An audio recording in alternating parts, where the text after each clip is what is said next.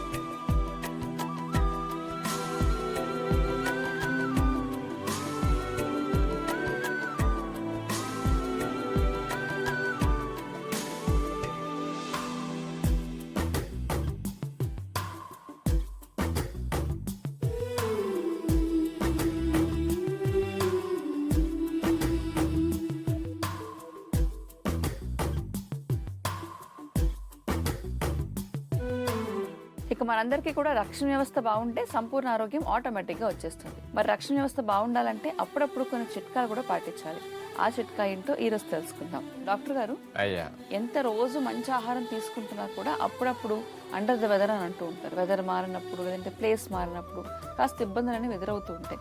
అవును. ఇలా చిన్న చిన్న వాటికి రక్షణ వ్యవస్థ పాడవకుండా స్ట్రాంగ్ గా ఉండాలంటే గనక అప్పుడప్పుడు పాటించాల్సిన చిట్కా ఏంటి?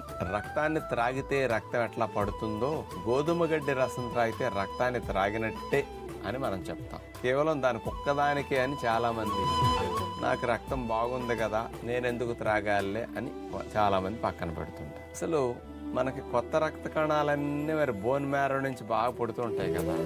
ప్రొడక్షన్ అక్కడే కదా. బోన్ మ్యారోకి ఎముకకు కావలసిన ముడి సరుకంతా గోధుమ గడ్డి రసం అందిస్తున్నది కాబట్టి దీన్ని తీసుకుని చక్క రక్తాన్ని పుట్టించేస్తుంది. మరి ఇమ్యూనిటీ సెల్స్ అన్ని ఎక్కడ పుడతాయి? అక్కడి నుంచే కదా. అందుకని కొత్త తెల్ల రక్త కణాల ఉత్పత్తి బాగా జరగాలన్నా మరి గోధుమ గడ్డి డైరెక్ట్గా బోన్ మ్యారోకి ముడిసరికి అందించేస్తుంది. అందుకని త్వరగా కొత్త రక్త కణాలు, తెల్ల రక్త కణాలు పుడతాయి, స్పీడ్గా సంఖ్య పెరుగుతుంది, హెల్దీగా ఉంటాయి అవి. కాబట్టి ఇమ్యూనిటీ బూస్టర్ లాగా గోధుమ గడ్డి రసం అద్భుతంగా ఉపయోగపడుతుంది. చాలా మంది అసలు 10-20 రోజులు, నెల రోజులు వాడేసరికి ఇంతకు ముందుకు ఇప్పుడు బాడీలో ఎంత మార్పు వచ్చింది అనేది స్పష్టమైన రిజల్ట్ కనపడుతుంది. సిక్ అవ్వకుండా, ఇన్ఫెక్షన్స్ త్వరగా రాకుండా ప్రొటెక్షన్ బాగా మనలో పెరుగుతుంది. అలాంటి వీటికి రాసిని ఒక 100 ml 150 ml ఒక కప్పుడు జ్యూస్ కనుక రోజు త్రాగితే, పౌడర్ వేసుకుంటే ఈజీ అవ్వచ్చు అందరికీ, కానీ పౌడర్ వల్ల ఫలితాలు 50-60% అయితే పచ్చి గోధుమ గడ్డి రసము త్రాగినప్పుడు ఫలితాలు 100% వస్తూ ఉంటాయి. డైరెక్ట్ వీట్ గ్రాస్ జ్యూస్ మంచిది. ఇంట్లోనే తయారు చేసుకోండి. సిటీల్లో అమ్ముతుంటే దొరికితే తెప్పించుకోండి, చక్కగా వాడుకోండి.